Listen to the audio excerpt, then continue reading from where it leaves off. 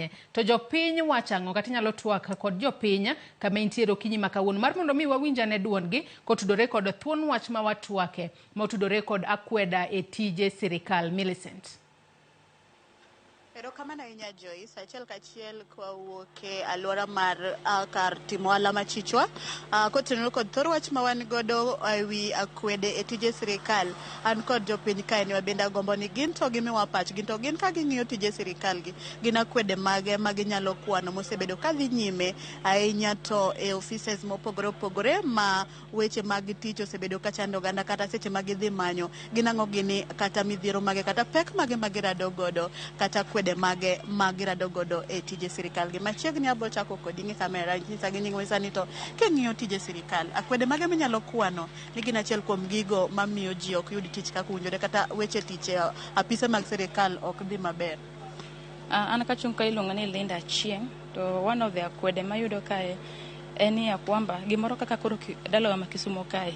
kirango kuonde kaka company manyo to kele ka mar port kae kidhi kanyo to yudo ka there's a lot of tribalism madhi mbele kanyo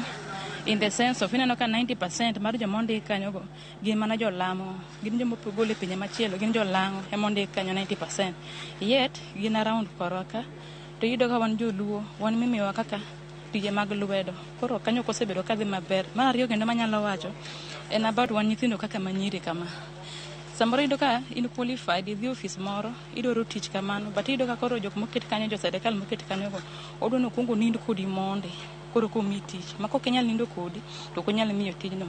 gimara adek gin tije mag sirikal makidwaro tin qualified in gi certificates magi tiyudo ya kwamba tijno idwaro ni mondo nyaka inyiewe mako kenyal nyiewo tijno to tijno keyudi koro joma nigi pesa kende manyalo nyiewo tijno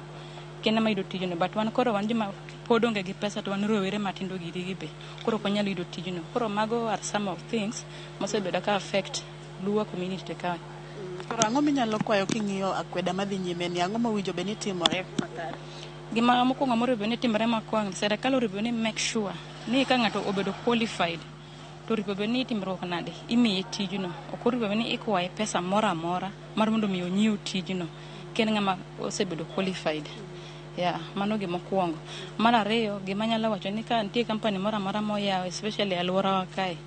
mondo wabed the first people mimiyo tijno kapok jomoko poko ae nikech companies ng'eny gi gin jok moko migolo Nairobi igolo gi kuonde maboyo boyo gin magi biro timo tich makae neno to wan giri tich biro e Luo ka biro e lopwa kae lakini gimoro amora mimiwa kata chielo onge koro akwayo sirikal mondo oteme rangowa so that ng'ato ka ng'ato obed ka at least en gimoro manyalo timo ne nyithiwa nyiminena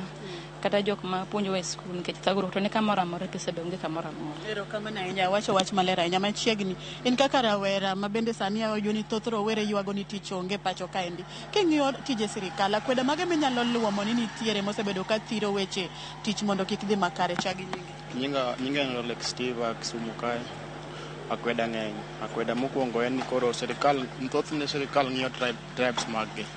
kansa Kenya ka gin tribes ariyo ma thoth gi yudo ga tich en ga Kikuyu na gi Jolango wajoluo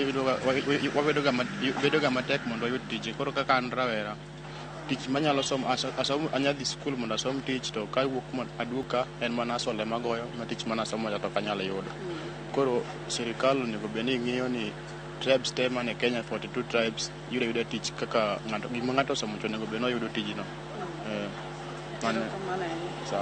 Mana kamano Joyce mago moko kuom paro mawuok kuom jodak ma Kisumu kaendi miwinjo ka nyadendi no lero ni nitie gik mang'eny magirado godo kaka nyidendi mopogore opogore mathiro weche yudo tich e yo kaka owinjore to rawera no biwinjo ka owacho ni seche moko ginyadhi sikul gisomo tich moro to kawo gik ni mondo mi sama owinjo giyud tich to akwede mang'eny go gi mbima ok ginyal yudo tijno kaka owinjore gin mago kod mamoko abro weni mondo idhi nyime kod thor wacha ma bende wan godo akwede e tije sirikal an bende Ahmed dhi nyime kod luwo weche matucho e kaunti ma Kisumu kaendi. Joyce an kuome.